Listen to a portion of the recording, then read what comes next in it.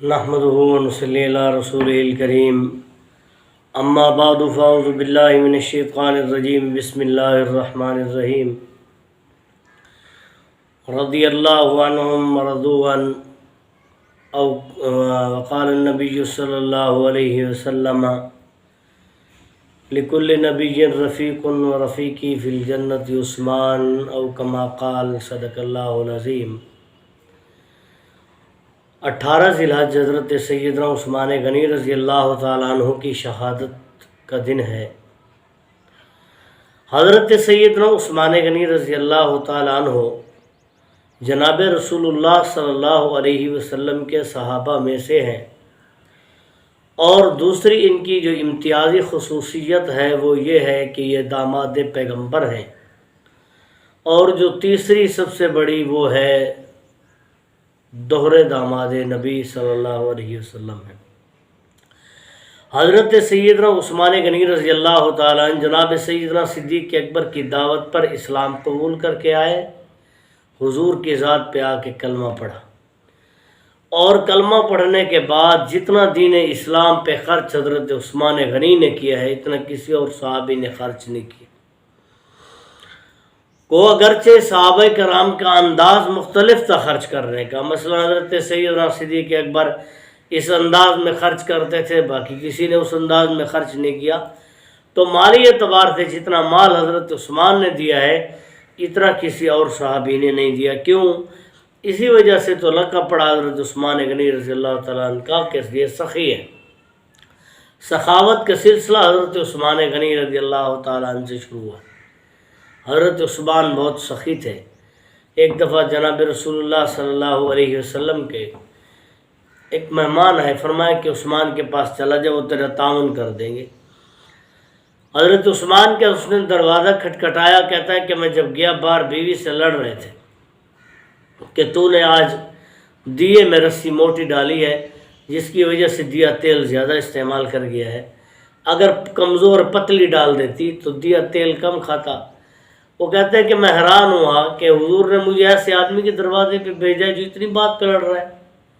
جب حضرت عثمان باہر تشریف لائے اس نے کہا بھئی آپ تو اتنی بات پہ لڑ رہے ہیں، میں تو بڑی امیدیں لگا کر آپ سے آیا تھا۔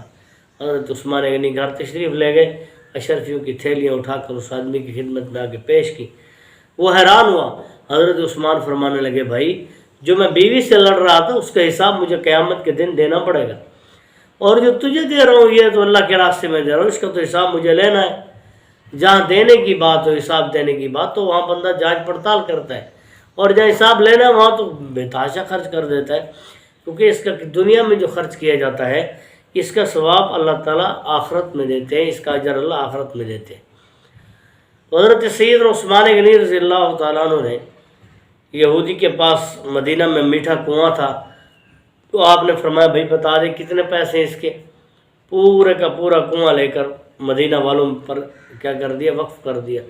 کہا مدینہ والوں یہ عثمان نے تمہارے لیے خریدا ہے، جو مرضی کرو استعمال کرو، اسے تم عثمان کے اس سے کوئی تعلق نہیں۔ یعنی اس قدر سخی تھے حضرت سیدنا عثمان غنی رضی اللہ تعالیٰ عنہ۔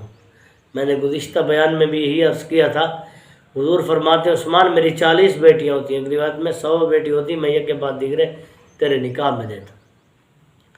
پیغمبر علیہ السلام اتنا حضرت عثمان کا حیا کیا کرتے تھے کہ ایک دن حضرت عائشہ صدیقہ صلوات اللہ علیہ فرماتی ہیں کہ میں بیٹھی ہوئی تھی، حضرت صدیق اکبر آئے، حضرت عمر آئے، حضور ویسے کہ ویسے بیٹھے رہے، اٹھے نہیں۔ حضرت عثمان جب تشریف لائے تو حضور علیہ السلام سیدھے ہوئے، آپ کی پنڈلی مبارک کے اوپر کپڑا نہیں تھا، آپ نے وہ کپڑا پنڈلی مبارک پر دیا۔ تو حضرت عائشہ پوچھتے ہیں یا رسول اللہ یہ کون سی خاصیت ہے؟ فرمایا تجھے پتہ نہیں ہے، یہ عثمان ایسا آدمی ہے کہ جس کے آسمان کے فرشتے بھی جس سے حیا کرتے ہیں، تو میں محمد اس کا حیا کیوں نہ کروں۔ تو گویا اس حضرت عثمان غنی رضی اللہ تعالیٰ عنہ ایک مقام رکھتے ہیں، ایک فضیلت رکھتے ہیں۔ حضرت علی المرتضیٰ رضی اللہ تعالیٰ عنہ موجود تھے۔ حضرت عمر کے انتقال پر ملال کے بعد حضرت سیدنا عثمان غنی رضی اللہ تعالیٰ عنہ تیسرے خلیفہ بنے، اور انہوں نے جو قرآن کی نشر و اشاعت کا کام کیا ہے اسی وجہ سے ان کو ناشر قرآن بھی کہا جاتا ہے۔ انہوں نے قرآن مجید پہ بہت عمدہ اور اعلیٰ کام کیا ہے۔ قرآن مجید کے مختلف نسخے یہ بنوا کر مختلف ریاستوں میں بھجوائے۔ قرآن مجید کی تفصیل کا بہت بڑا کام کیا حضرت عثمان غنی رضی اللہ تعالیٰ عنہ نے۔ چونکہ ہر ایک کی حکومت میں مخالفتیں تو پائی جاتی ہیں، لوگ طرح طرح کے آ جاتے ہیں۔ دوسرا یہ کہ زمانہ حضور کا چلا گیا تھا، اب حضرت عمر کے زمانے تک، حضرت عثمان کے زمانے میں تو پھر باغیوں نے فسادات کا سلسلہ شروع کر دی۔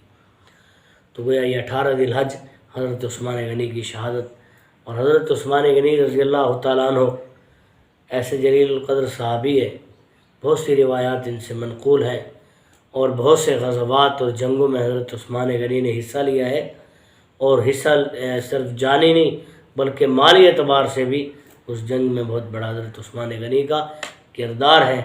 آگے چل کر انشاءاللہ حضرت عثمان غنی کے ساتھ جو باغیوں کا اختلاف ہوا وہ کیوں ہوا، کس وجہ سے ہوا، اور وہ اختلاف کہاں تک طول پکڑ گیا، یہ اگلی نشست میں ہم بیان کریں گے۔